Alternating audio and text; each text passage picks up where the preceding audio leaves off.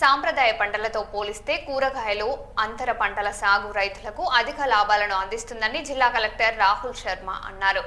బసవరాజుపల్లె గ్రామంలో కూరగాయల సాగును పరిశీలించిన ఆయన తక్కువ నీరు తక్కువ పెట్టుబడితో అధిక ఆదాయం పొందేందుకు రైతులు ఆధునిక సాగు పద్ధతులు అవలంబించాలని సూచించారు.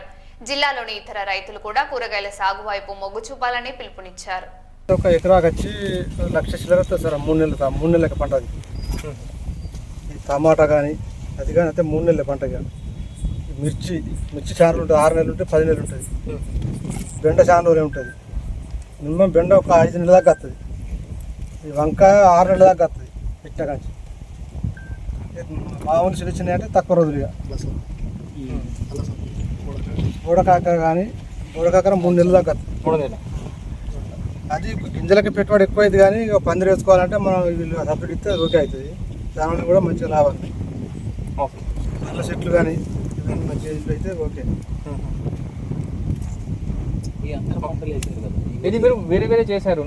ఇక్కడ సపోటా కూడా ఉంది, జామా కూడా ఉంది, మామిడి కూడా ఉంది, కోకోనట్ కూడా ఉంది, మన గ్రీన్ గ్రామ్ కూడా ఉంది. అన్ని రకాల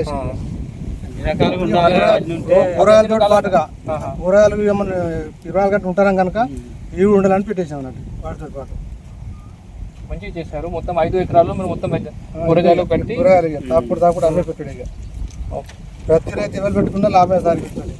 రిస్క్ అనిపిస్తుంది కానీ వాటి మీద ఉండాలి ఎప్పటికీ. నేను పెళ్లికి పోతా, వారం రోజులు నీ ఊరికి పోతా అంటే అది కుదరది. ఆ రోజు ఉన్నప్పుడే మనకు లాభం జరుగుతాయి. ఏదో చేనుల వారసం కానీ అక్కడ ఉంటాం, వీళ్ళు తాగుతాం, ఆడ తాగుతాం అంటే అయిపోతాయి. అట్లా ఉండేది. మీ పేరు గ్రామం? బసవరాజుపల్లె మాది గ్రామం. నా పేరు యాదగిరి. తోటకు పత్తి కంటే మాత్రం ఇవి బెటర్. చాలా వాటికంటే ఇవి ఎక్కువ వస్తాయి ఆదాయం. ఒక 3 లక్షల సంవత్సరం పేరు మీద 3 లక్షల దాకా వస్తుంది నాకు.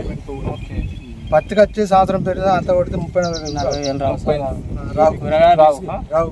మరీ రిస్క్ తీసుకుంటే మాత్రం అయితే ఎకరాన 3 లక్షల ఇక తోట అంటే ప్యాకెట్ సత్తం. అది అత్త రావచ్చు, లేకపోతే ముంచవచ్చు. అది లెక్కకు రాదు తోట. కూరగాయలు అయితే 3 లక్షలు, మంచిగా పండితే 4 లక్షల దాకా వస్తాయి సార్. పొద్దున 6 గంటలకు వస్తే నైట్ మళ్ళీ 9 అయితే ఇక్కడనే ఉండాలి.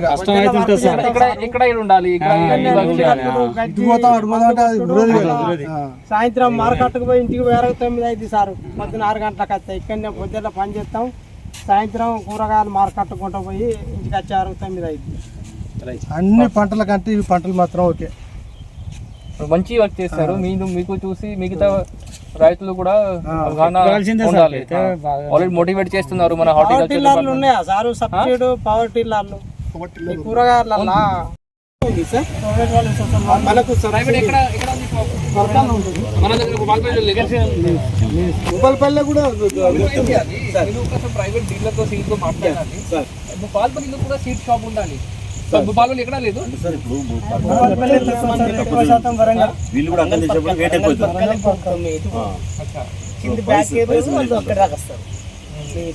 ఏది కావాలన్నా పర్కాటు వరంగల్ కన్ఫర్మ్ అడిగితే ఏదైనా